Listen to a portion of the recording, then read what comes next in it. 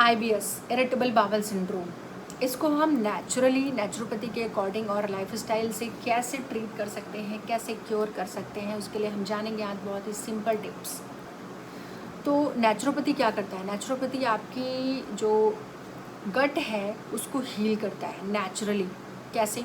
आपकी digestive fire को balance करेगा, आपकी गट मोटालिटी को इन्हेंस करेगा, इम्प्रूव करेगा, एंड आपके स्ट्रेस लेवल को, कॉर्टिजोल लेवल को कम करेगा, आपके अंदर रेस्ट एंड डाइजेस्ट प्रोसेस को इन्हेंस करेगा, पैरासिम्पैथेटिक नर्वस सिस्टम को एक्टिवेट करके। कैसे? सबसे पहला अगर हम डाइट की बात करें तो आपको लो फूड मैप डाइट इंटेक करनी है, ना कि हाई फूड मैप डाइट। उसको आपको छोड़ना है। जैसे जो ग्लूटेन रिच होते हैं ना, जैसे आप मैदा खाते हो, गेहूँ बहुत ज़्यादा, अगर आप उसको इंटॉलरेंट हैं आप उसके, तो उसको छोड़ना होगा बहुत ज़्यादा। कुछ फल ऐसे होते हैं, कुछ सब्जियां ऐसी होती हैं, आपको वो छोड़ना होगा। आप cereals, grains and fresh fruits and vegetables पे ज़्यादा फोकस करेंगे, राइट। एंड दूसरा है बटर मिल्क। आपको दही ऐसे एज सच नहीं खाना है, आपको उसमें खूब सारा पानी ऐड करना है, पतला छाछ पीना है, उसमें ज़ीरा और भुना हुआ ज़ीरा और आप उसमें काला नमक ऐड करके उसको पिएंगे, जिससे कि आपकी गट हील होगी, उसको जो है एक प्रॉपर न्यूट्रिशन भी मिलेगा और ठंडक भी मिलेगी। उसके बाद हम बात करेंगे कि फाइबर इंटेक आपको बढ़ाना है, ठीक है। एक होता है irritable bowel syndrome C, IBS C and IBS D. अगर IBS सी है मतलब कॉन्स्टिपेशन है, IBS डी है मतलब डायरिया है। IBS सी है तो आपको लेना है water soluble fibre rich diet. उसमें जैसे कि आप एक लिख सकते हैं साइलम हस्क, जो इसबगोल की भूसी आती है, उसको आप गर्म पानी में डाल करके इंटेक कर सकते हैं, जिससे कि आपका जो कॉन्स्टिपेशन है वो रिलीव होगा। साथ ही साथ आप fresh fruits, vegetables, cereals and grains पे फोकस करिए।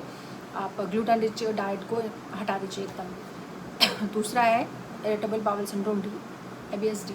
अगर डायरिया है तो आप बहुत ज़्यादा रफ़ जो फाइबर है उसको इंटेक मत करिए। आप सिंपली दाल राइस, खिचड़ी और फ्रेश फ्रूट्स एंड वेजिटेबल्स पर फोकस करिए। अब बात करेंगे ट्रीटमेंट्स की। हाइड्रोथेरेपी में क्या कर सकते हैं? 2:1 का रेशियो होगा गर्म और ठंडे का। 2 मिनट के लिए आप एक गीला कपड़ा लगाएंगे और गर्म सेक करेंगे। जो हॉट पैड होता है उसको सिंपली रख के गर्म उससे करेंगे, और 1 मिनट के लिए आप आइस पैक लगाएंगे, ठीक है। और मड पैक कैसे करेंगे? एक गीला कपड़ा लेंगे, उस पर मुल्तानी मिट्टी लगाएंगे, चिकनी ठंडी, सुबह सुबह खाली पेट यहाँ पे लगाएंगे। तीसरा है हिप बाथ। आपको एक गर्म पानी लेना है एक टब में, उसमें आपका ये पूरा पेल्विक रीजन आपका डूबा रहेगा, बैक एंड फ्रंट इतना पूरा डूबा रहेगा, जिससे कि आपको क्या मिलेगा? आपको जो एब्डोमिनल ऑर्गन्स हैं, पेल्विक ऑर्गन्स हैं, आपके मसाजिंग होगी, उनको रिलैक्स मिलेगा, ब्लड सर्कुलेशन इनहेंस होगा एंड उसकी टोनिफाइड होगी, जिससे कि आपको बहुत ज़्यादा आराम मिलने वाला है। अब हम बात करेंगे डीप ब्रीदिंग एंड मेडिटेशन की। उससे क्या होगा? उससे आपका जो पैरासिम्पैथेटिक नर्वस सिस्टम है वो एक्टिवेट होगा, एंड आपका rest and digest process enhance होगा, इम्प्रूव होगा, प्रोसीड होगा, एंड आपका जो कॉर्टिजोल लेवल है वो कम होगा, स्ट्रेस कम होगा, तो आपका जो डाइजेशन है, रेस्ट है, स्लीप है, वो सारी चीज़ें इम्प्रूव होंगी, आपका सिम्पैथेटिक नर्वस सिस्टम डाउन होगा। तो आपको बहुत ज़्यादा ये जो IBS सी, IBS डी, ये दोनों टाइप के लोग कर सकते हैं। किसी भी टाइप के लोग हैं वो करेंगे, IBS से आपको 100% रिलीफ मिलने वाला है।